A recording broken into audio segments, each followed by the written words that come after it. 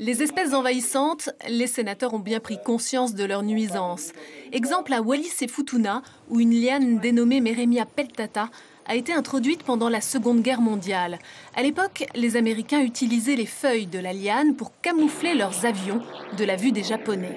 Mais aujourd'hui, près de la moitié des forêts de Wallis-et-Futuna est envahie.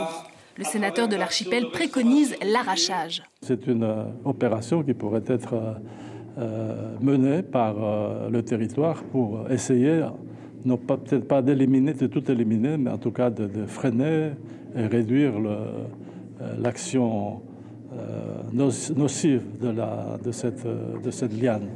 En Nouvelle-Calédonie, le combat de Jacques Adjouniop, c'est la sauvegarde d'un îlot situé au nord-est d'Ouvéa, envahi par des rats du Pacifique. Ces animaux mangent tout, les œufs des oiseaux marins ou ceux des tortues. Des jeunes d'Ouvéa ont donc procédé à une campagne de dératisation.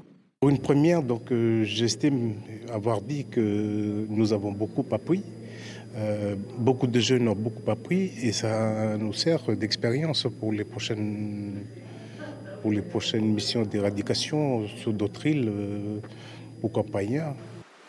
En Polynésie, le projet Rescue s'est attaqué à la fourmi folle jaune. Elle fait partie des 100 espèces les plus envahissantes au monde. Ces piqûres rendent les oiseaux qui nichent à terre complètement fous ou aveugles. Sur l'îlot Manui, dans l'archipel des Gambiers, une équipe a décidé d'agir en envoyant du fourmicide par drone. L'opération d'éradication qui a été menée dans le cadre du projet Rescue a été faite par l'épandage de fourmicides à très faible dose. Et c'est 1 an après l'épandage que nous saurons si c'est une réussite. Donc il reste encore quelques mois à attendre avant d'avoir les résultats.